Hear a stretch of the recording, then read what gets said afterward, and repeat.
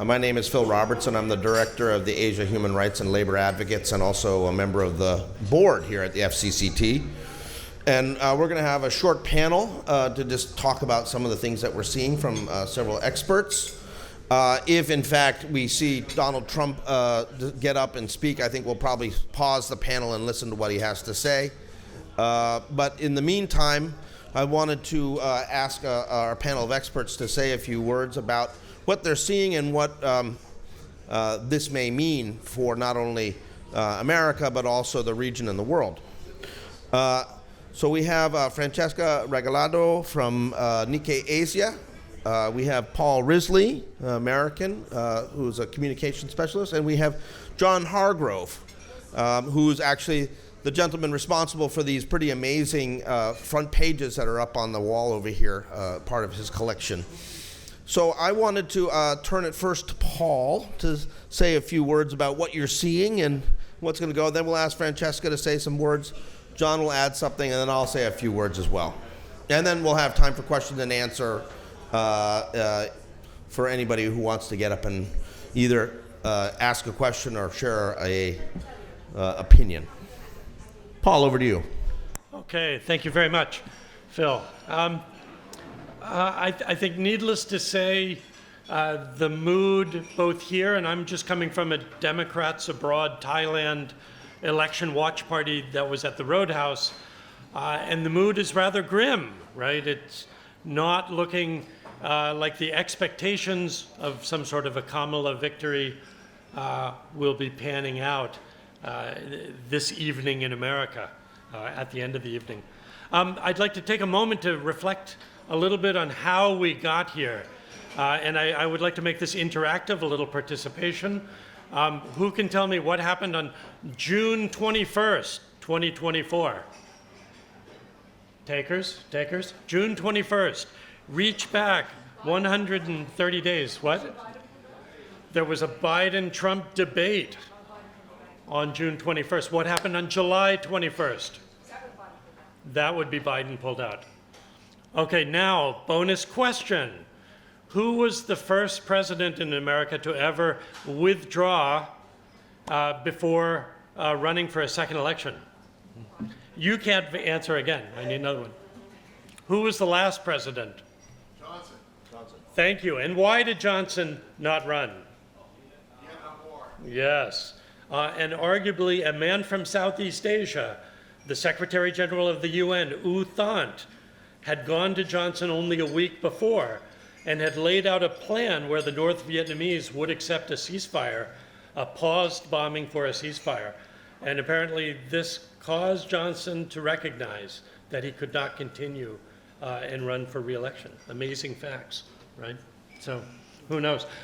What I would like to say is I think the story of tonight that we will find in the next 3 or 4 days will be the underperformance of Vice President Harris compared to President Biden in 2020. And again, underperforming among voters likely to vote Democratic.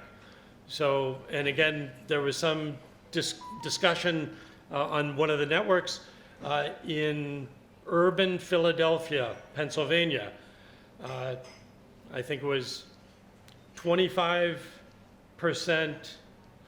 of African American men were not voting for Kamala Harris. And in 2020, that had been only 10% of African American men who had not voted for Biden.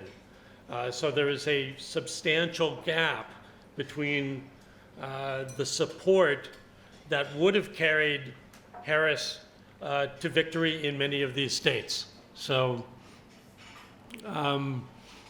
arguably, the loss of Hillary Clinton in 2016 could largely be seen based on exit polling of voters not willing to trust a woman with the presidency. And this would be sexism. Arguably, the epithet for 2024's election will be that sexism combined with racism prevented Americans from electing a woman both of South Asia and of African descent to the election. So with that, I hand over to Francesca. Francesca, I think, wants to talk a little, you said you wanted to talk a little about trade and what this is going to look like if we have a Trump victory.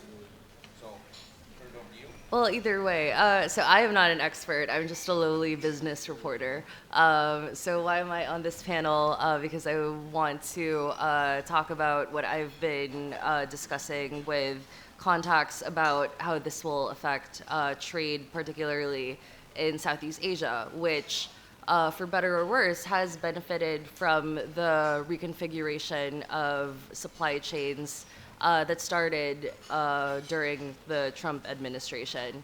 I remember my first job 7 years ago, like fresh out of college. I moved to Washington to cover trade. And the veteran trade reporters who I would meet covering the renegotiation of NAFTA at hearings at the Commerce Department, investigating like steel circumvention by Chinese companies, they would say to me, this is not normal. Trade was never on the front page of any newspaper before. And no one even knew what a Section 232 investigation was, and now we do. And so I think it's like really interesting to think that, 7 years ago, this is when it started. COVID definitely accelerated the reorganization of supply chains around the world. But all of this movement started with Trump, and it's significantly changed the way that we do business and the way that things move around the world. Trump and Lighthizer, who was his trade representative during his administration, and who would be playing a major role if he becomes president again. They're talking about blanket tariffs on every country that imports goods to the United States, and significantly larger tariffs on goods coming from China. They've floated 60%. That is, in some ways, comforting, because at least everyone is going to take a blow. For comforting for exporters. And we've gotten quite used to his transactional approach to trade and also foreign policy, where I'll provide military support if you increase your weapons purchases from U.S. companies.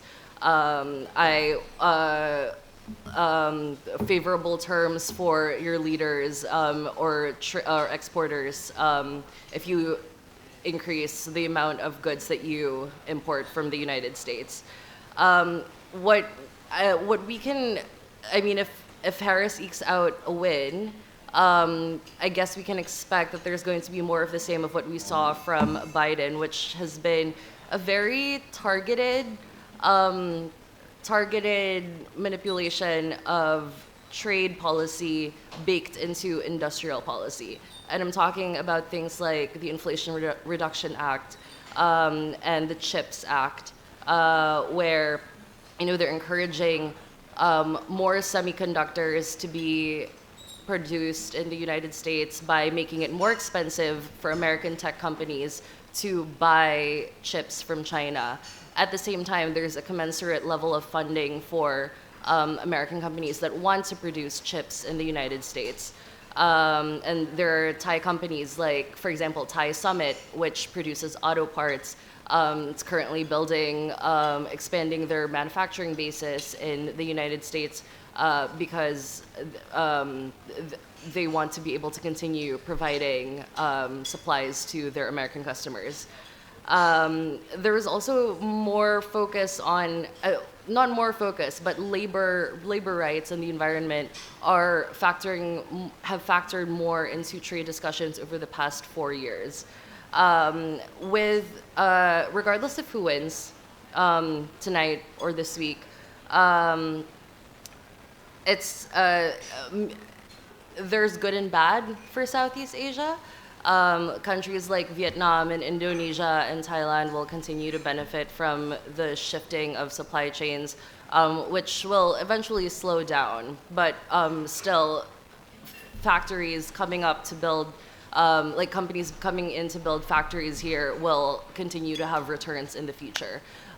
Where, a government like Thailand's would have to be careful is rules of origin. Like the Biden administration had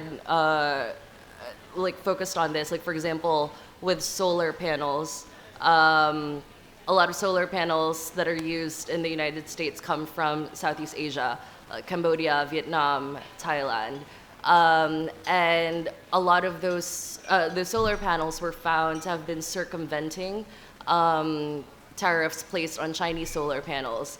I don't know if you know what a screw turn factory is, but it's essentially a factory that's built in a place like Thailand where you just turn the screw so you can say that it was manufactured in Thailand and then exported to the US. And so Chinese companies were found to have been doing that. And so tariffs on solar panel exports from Southeast Asia were slapped with additional tariffs a few months ago, in June, if I remember correctly. So that's the kind of thing that governments in this part of the world are going to have to look out for. And there's going to be some adjustments to trade regardless of who wins. Thank you. Thank you very much. That's a good quick summary. I want to also now turn to John Hargrove, who's actually responsible for these amazing front pages of the Atlanta Journal and other newspapers, reflecting each of the victories of various presidents. And he has a collection that goes all the way back to, I think, 1870. But say a few words about what we're looking at here, and also, where you see this fitting into the larger context of the history that you've documented here.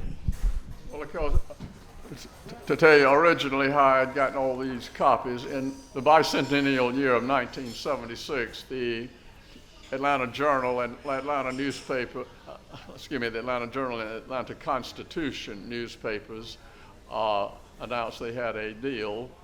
It was $5. They would send you all the front page headlines from 1872, past presidential elections from 1872 to present day.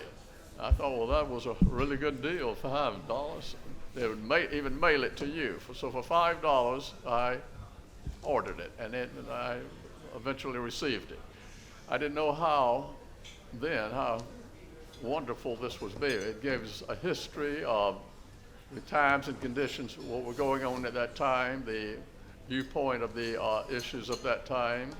But of course, the first photograph, it was started with Ulysses S. Grant's re-election in '72, and came from every election through Jimmy Carter, with one exception. They made this Roosevelt's 1932 election only. They did not include his 36, 40, and 44 elections, nor did they include Eisenhower's 56 re-election. But except from all that, this came out to be a very good deal. So I kept it with me. I love history, and I really went into this in depth. And I thought about, well, this will be really good for history and political science and legal students, because it had, in the future, it'll show what the mood of the country, the issues, as I say, and how we can learn by it. And so each presidential election, after moving to Bangkok, I collected from various newspapers around the world. I started displaying all these first in 1988 with some friends that worked at the U.S. Embassy. Well, I should say the United States Information Agency asked me if they could borrow that, and they started displaying it in the major hotels every presidential election that was sponsored by the U.S. Embassy. I did that through 2016. As you know, in 2020, it was canceled because of COVID, and I understand this year too.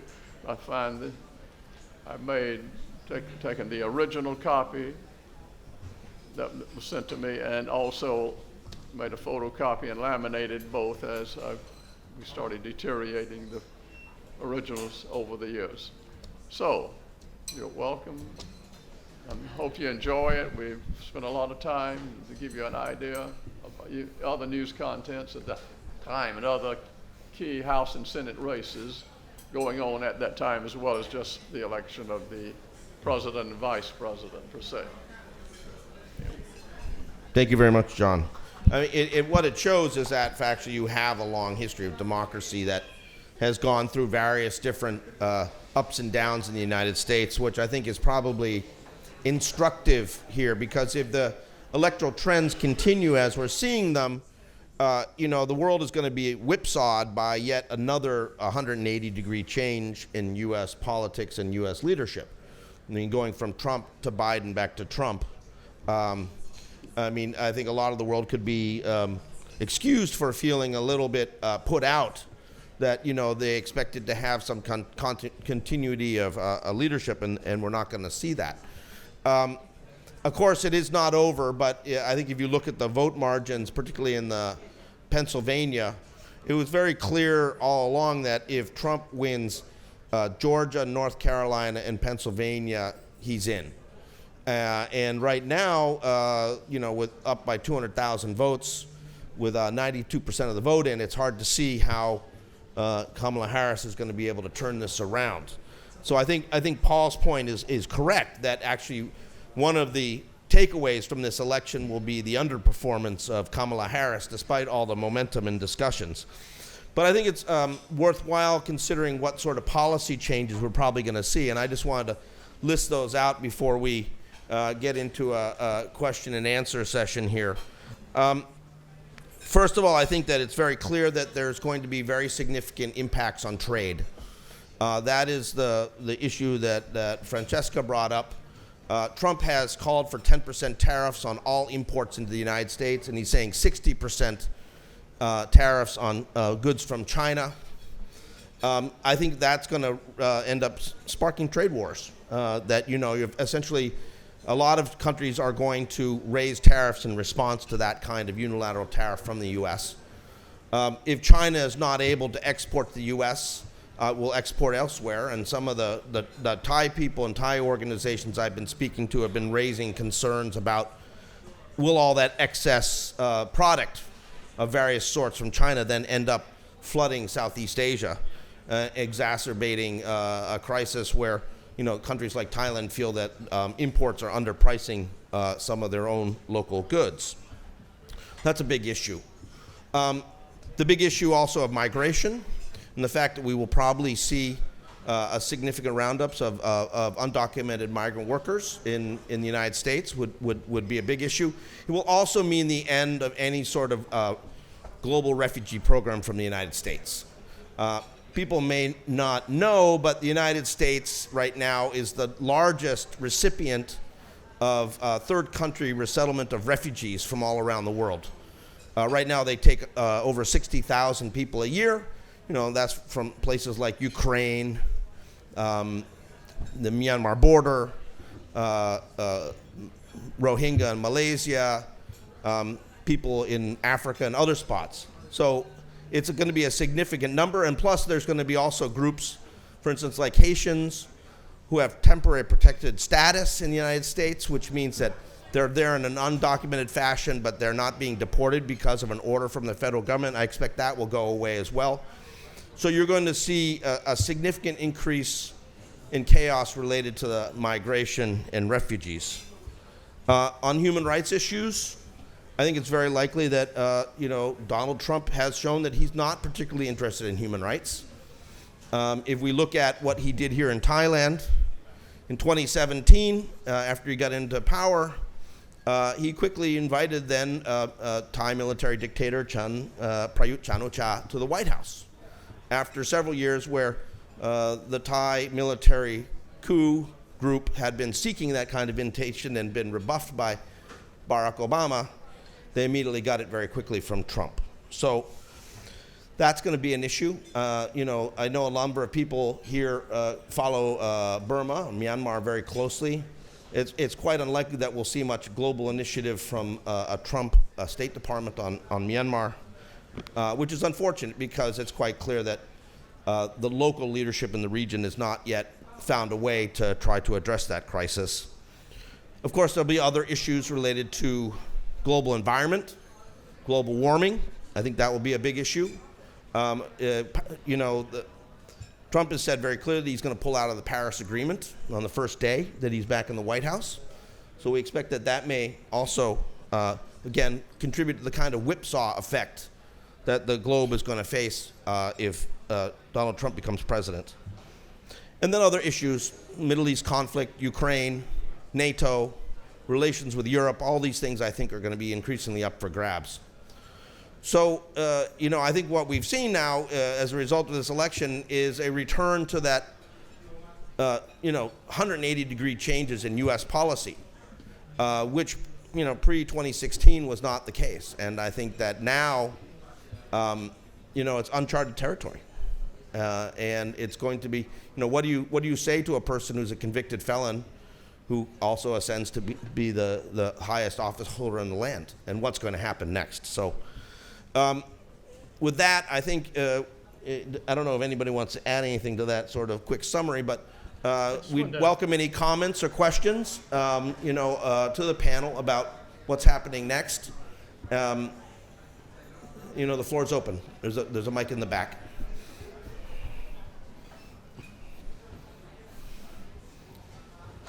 And please introduce yourself. Yeah, my name is Patty Parker. I'm a global citizen. I have a question for Paul. What do you see the role of women in U.S. politics in the future? And Phil, I wonder if you don't think that Putin won tonight.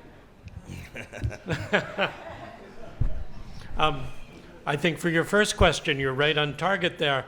I would note that in previous presidential elections, the power not only of women voters, but of women candidates, particularly in the Senate, was always a very important facet of American elections, in looking at increasing numbers every election cycle of the number of women in the Senate. That's something else that marks this year. The number of women in the Senate, I think, is remaining relatively the same. There are not any of the 8 pivotal Senate elections do not add above the existing number of women. There's in Tennessee, for example, Marsha Blackburn, a Republican, has won re-election, and others. So that's sort of worrisome that the attention was focused on the presidential election and the idea of a first woman to be elected president, but there was less attention devoted toward women candidates at other levels. So it will be interesting to watch if that bears out, if that holds. So, yeah. Putin? Well, I let me say on the issue of women ascending to high office, I will note that with the election of senators in Maryland and Delaware, that for the first time the U.S. Senate will have 2 black women senators, which is a sign of progress. But also, as you may have seen as we were talking here, the CNN has called the control of the Senate for the Republicans. So, quite clearly, the agenda may be more difficult for women politicians to raise some of these issues that have been brought up in the campaign. Regarding Putin, obviously, I think Putin is thrilled to have Donald Trump possibly returning as president. Every time they met, he basically flattered Trump to basically agree with whatever Putin wanted.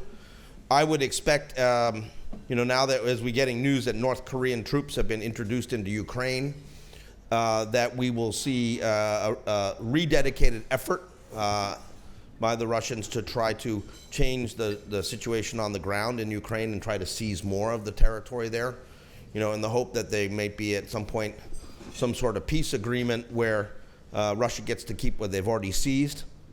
I think there's going to be some fundamental problems with NATO.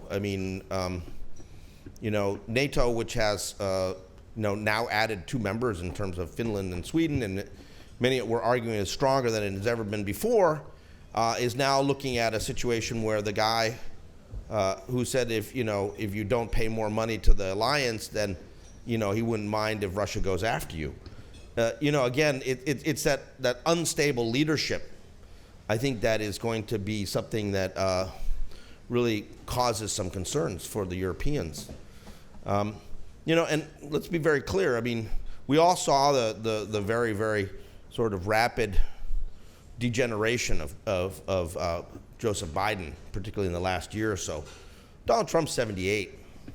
So 2-3 years from now, how's he going to be? Is he going to remember where he is? Is he going to know what he's doing? We just don't know. Please go ahead. Oh, cool. Thank you. Hi, my name is Ryan from APCO. So for the first Trump administration, I actively watched that season, so I was kind of familiar with all the characters. Who do you see coming back for season 2? Like, who are going to be the most influential people?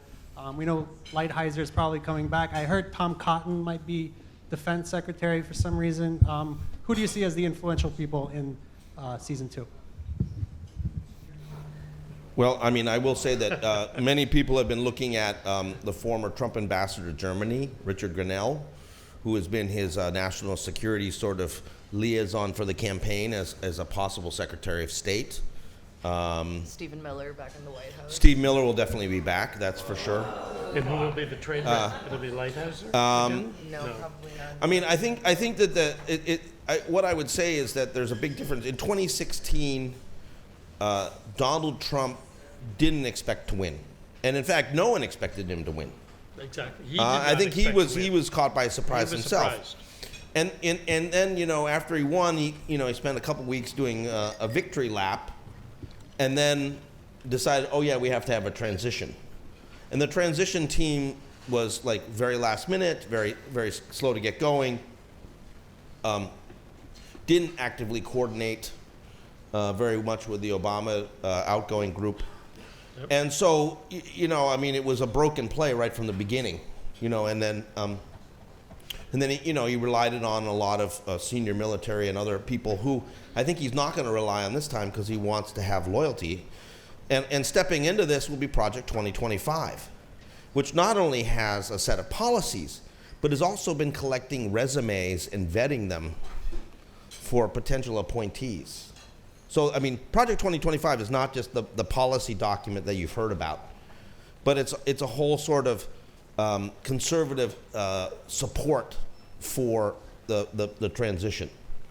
And that means that a lot of the people that they vetted, even though the Trump people said that we don't have anything to do with Project 2025, you bet that they're going to certainly look at that batch of resumes they've got that have already been vetted.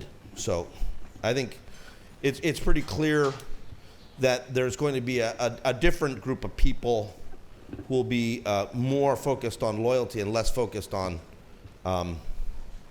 other things, whether that be political neutrality of the military or political neutrality of the Department of Justice. You won't have an attorney general recusing himself from anything.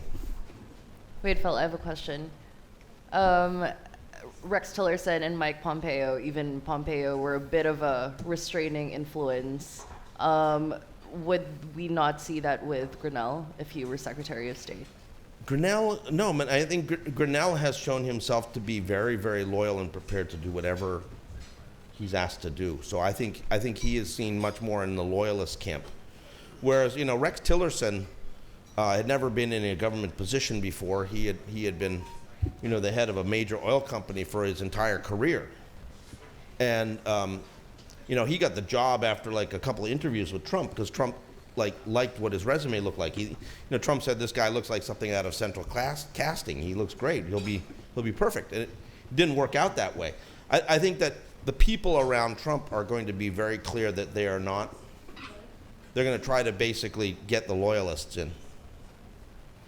Well, I think it's as we know from the first 4 years with Trump, it's all about the relationship and the personal relationship, the family relationship are the best ones. And Grenell has an inside track because he's always been very close to the family, and he was very much a surrogate in 2016 and 2020. So it is interesting that would be a potential. one way of looking at this is the way the United Kingdom, which now has a new Labour government, they have paused the naming of a UK ambassador to Washington, waiting on the outcome of this election. And supposedly, if Trump wins, which now appears to be likely, they're going to nominate Jonathan Powell as the UK ambassador, who is, I guess he was chief of staff for Margaret Thatcher? Is that possible? See, remember? But a person who's been very involved in Myanmar politics, in Myanmar negotiations in recent years. But again, you know, world governments are waiting to see, and Japan is professional at doing this. They want to find who has the best relationship with Trump, you know, and that's who they name as their ambassadors or their special envoys. So it's something that the entire world will be watching, the naming of secretaries of state and other cabinet officials. So, Robin Shell, member of the club here. I just would question the verdict that it's primarily the underperformance of Kamala Harris. It seems to me it's primarily that people feel the cost of living is too high. That people feel the answer to the question, are you better off now than you were 4 years ago? No, we are worse off. And they don't understand the reality that the country is doing very well, considering all the issues that have gone on in the world. So I would just question that. Thank you. Yeah. Anybody want to comment on that? I would just say quickly that so many of the focus group and exit polling answers and replies have shown that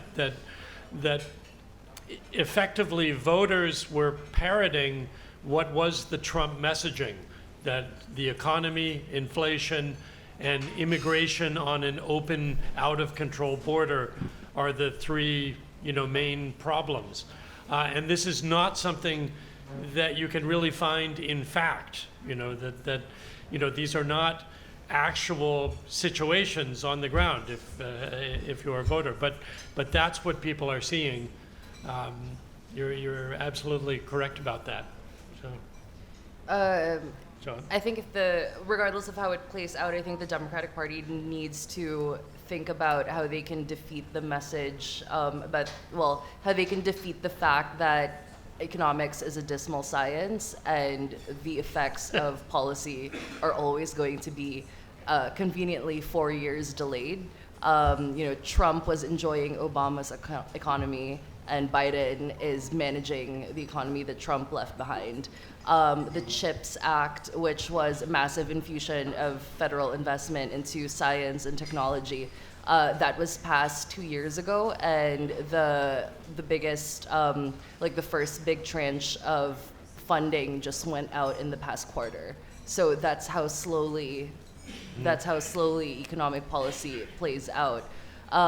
If maybe some, you know, Monday Night Football sideline coaching here, they should have probably hammered more that Trump's tariffs are going to be devastating for people who are already affected by inflation. Absolutely. Yeah. Yeah, I mean, I would say very clearly that it was the economy, stupid. It's about that again. And this was the old James Carville saying when Bill Clinton upset George Herbert Walker Bush back in 1992, you know, focus like a laser on the economy. And what you had in 1992, similar to what you have in 2024, was a feeling of economic malaise, that things were much more expensive, that people were less well off than they were 4 years ago. And that imperative is very strong.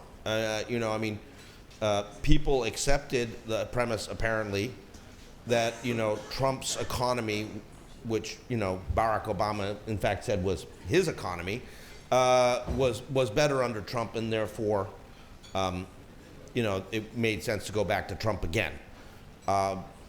You know, we all went through the COVID pandemic, you know, and everything shut down and everything had to be restarted, you know, all the stimulus spending and all that. So it's quite clear that, you know, a lot of things intervene in between that. But again, it's that gut feeling that people are unhappy and that they want to send a message. And so far, at least tonight, so far, it looks like Trump's the messenger. Thank you. I'm Nadia Panzani, French Nicaraguan citizen working in democracy programs and electoral programs in Myanmar, in Latin America. So I have two questions about, the first one is, it seems he's going to win, and we already know that his Republicans are going back to Senate, like majority. One of the big issues is going to be the abortion laws in the different states he's winning now, new states. Do you see any contrapower coming from these states to avoid this kind of announcement of abortion laws and access to health and reproductive rights? The second is, you talk about, Ms. Paul, about the performance of Kamala, but there is a lot of other main issues. That is not only the, the performance of the candidate. We have, like in France, in the elections, we have this big, increase of far right movement and this kind of demagogic, stand-up candidates. U.S. is going in that way also in one point. But it's also interesting because Trump make a very deep echo on the Latin community, but it's not a very small community. We are talking about 36 million people who are being able to vote in this time compared to the last time. So it's a big amount of voters who are being majority supporting Trump. What is your reading about that? Because there is something that is missing on the reading of these Latin voters. That is how the Latin community in the US is becoming also a very far right movement. Thank you. So, yeah, over to the panel. Now you're just getting us really depressed. To answer your last question first, again, it's, part of the analysis will show underperforming by a Democratic presidential candidate with a Hispanic population historically seen as a blue voter mecca, right? This was always a deep well for Democratic candidates to rely on. The transformation that you've identified in your question is absolutely on target. That historically in American politics, the Hispanic vote was always divided into Cubans, who were the right wing, and then the rest of the bunch, who were very much blue Democrat supporters. What we're seeing now is a much more sophisticated appraisal of the Hispanic community and Hispanic voters. And you're looking more, as the other questioner brought out, economic issues, social issues, cultural issues. Something like abortion begins to cut both ways. It doesn't become an issue that all can find themselves on one side or the other. And unfortunately, there's a huge gender element to this, where Hispanic men will start following the Trump side. Hispanic women will begin to vote in support of women candidates on women issues per se. As one of our colleagues here today at the back part of the bar said earlier to me, all Americans are saying what we need in the Latin American expression is a caudillo, right? In Trump, they're looking for somebody who can bring those populist promises home. I will end the war. I will make the economy great. I will bring tariffs on our enemies, right? So again, it's that sort of approach. What we do know going forward is that the Hispanic community will not be taken for granted.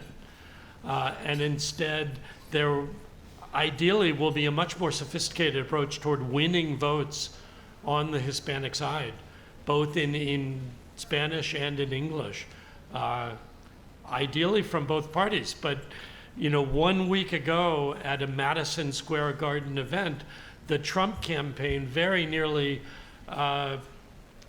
lost their Hispanic support by having a comedian on who was going out of their way to make fun of Hispanic ideals, to go after Puerto Rico, calling it the garbage state. So again, is this stuff by design by the Trump campaign, or is it just the inadvertent chaos of the Trump world that we now will see more of in 4 years? Yeah. There was a first question there. No, the first question, I think it's worthwhile looking at. There was various measures about protecting abortion rights on 10 different state ballots, and the majority of those have won. Now, Florida did not win because Florida has a 60% threshold for approval of a ballot initiative, and it came in at 57%, so it won a majority but didn't win 60%. But other states like Missouri, Maryland, New York, I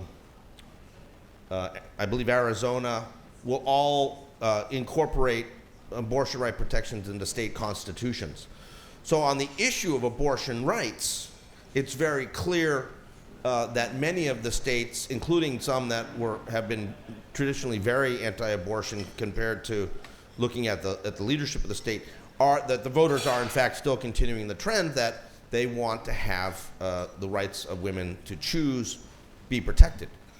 And that falls into a broad category of like rights that exist for people that when they're taken away, people get very quite upset about that.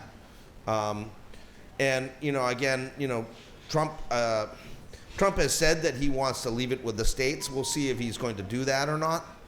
I mean, I'm sure there will be pressure in parts of the Republican Party to try to push for a federal anti-abortion ban. But if that fact happens, then you'll actually start seeing real fractures between different states. I mean, what I'm concerned about here, and this is a broader issue, is I'm concerned that we're going to see fractures between basically blue states and red states, where, for instance, if Trump orders for roundups of undocumented migrants across the country to happen and says, the National Guard needs to help out, the National Guard reports to the governor of the state. And I would expect, states like Massachusetts, where I'm from, are not going to order the National Guard to go around and arrest and deport undocumented migrants. And so what will the federal government do about that?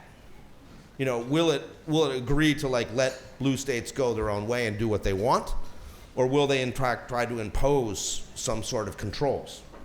And that then gets into the sort of the federal versus state balance where, the United States fought a war over that, more than 150 years ago. So I'm not predicting that we're moving towards a civil war, but I am saying that we are going to see some very significant fractures on policies between the Trump-led federal government and a number of the blue states. And those are questions that will go directly to a Supreme Court that is already balanced in favor of Trump, and likely Trump will get, in another 4 years, Trump will have the ability to appoint further new justices to that Supreme Court. So, Yeah. so it'll be we're looking into the abyss, folks. This is something. So, Do you have any more questions?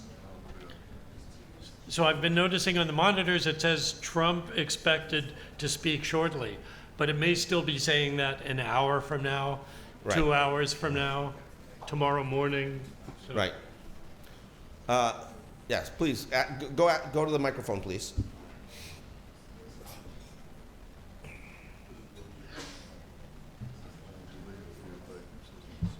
What the hell, I'm going to jump up. What do you guys think, lady, also involved, what do you think about the stock market? Maybe to a lesser degree, what the Trump administration is going to have an effect on the housing market, prices, availability of housing, which is a chronic crisis for about 50 years. Curious to hear your feedback. Thanks. Okay, and let's take another question, then we'll answer both questions at the same time.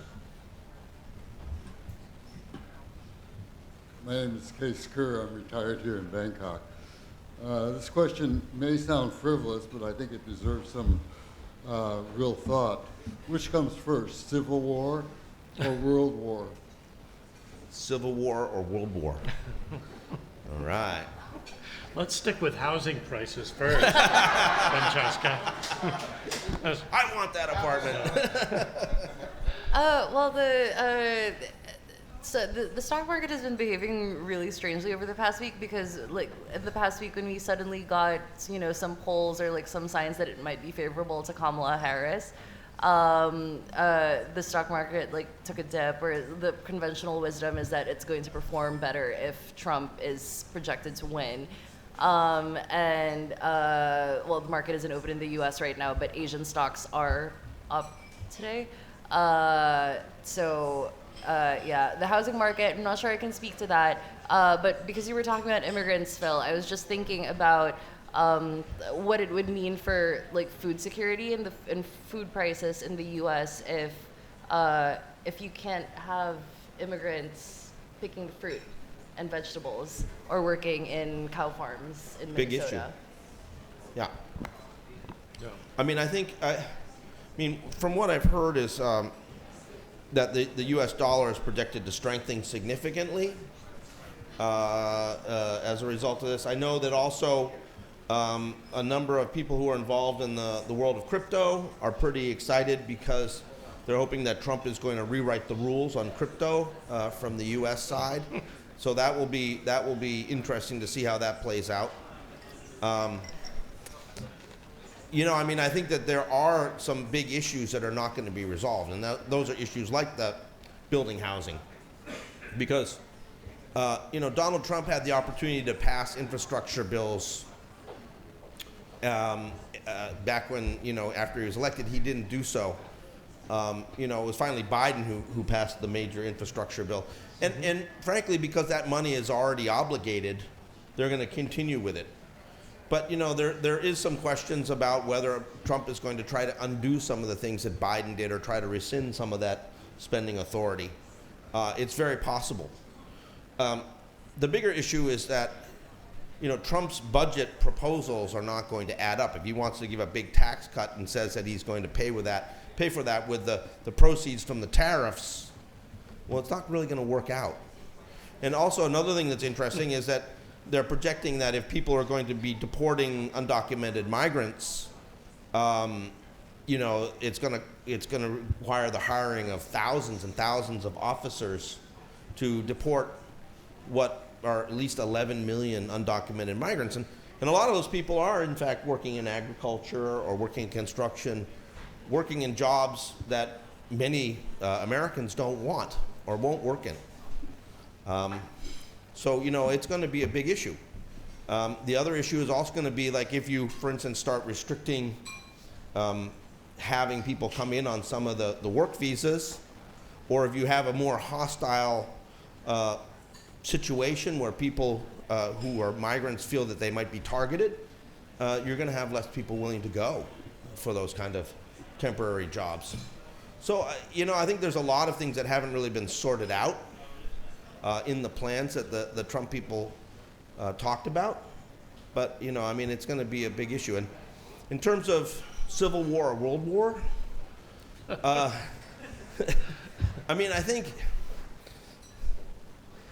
do think that there will be some significant fracturing of issues between the states and the federal government. I think that there's one of the things that the Democrats are going to do, and particularly in the majority blue states, are going to basically be saying we're not prepared to cooperate with the federal government, which will be a reversal of the sort of thing we've seen previously where some of the conservative states have said we don't want to cooperate with a progressive federal government. But I think it will be more exacerbated. And it will be, things like providing sanctuary to women seeking abortions or migrants. We'll see the restoration of the sanctuary movement. Exactly, on both We'll see. I think we'll see, significant resistance, and I think that is going to be a big issue coming up. I don't think we're going to get into a world war, though. I don't think that Donald Trump's going to be able to solve things like that, like he said, like, oh, I'm going to just call Putin, we'll solve Ukraine tomorrow. or, you know, let me just call, you know, Bibi, and we'll sort everything out about the Middle East. You know, that's just hubris. So it's not, I don't think it's going to happen. Okay. See. I think we're probably exhausted what we can say right now.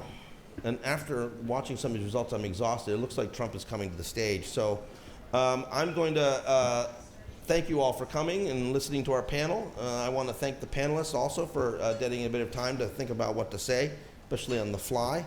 I certainly want to thank John Hargrove for his collection of the newspaper headlines. These are really amazing. For which, unfortunately, we'll have to add another one, which will say Trump wins. But anyways, And I just who wanna knows? say I mean, is- I think there's a lot of doom and gloom. It's still possible. Well, I don't know. We'll see. So are you telling me that news used to be printed on paper There from it is. trees That's exactly right. and then put on walls? That's amazing. Well, Right. and actually, as John and I were going through these, no. I said to John, well, let's just put the ones up that actually have photos or drawings on it because they're more visually interesting. The first number that he has, first couple ones that he have in his collection are just like newsprint. And small print, too, like that. Oh yeah, well, we could break out the. Letters were much smaller on a newspaper. Yeah. So do take a look at those. If you want to know more about these, talk to John. John has actually got the originals around. Did you bring the originals with you today? Yeah. So These are yeah, you amazing. can actually take a look at the originals if you're so inclined. But thank you again for coming to the FCCT and listening to this panel. And as always, the bar's still open. So Let's listen to Trump. here we go. There you go. Thank you very much. Thanks, John.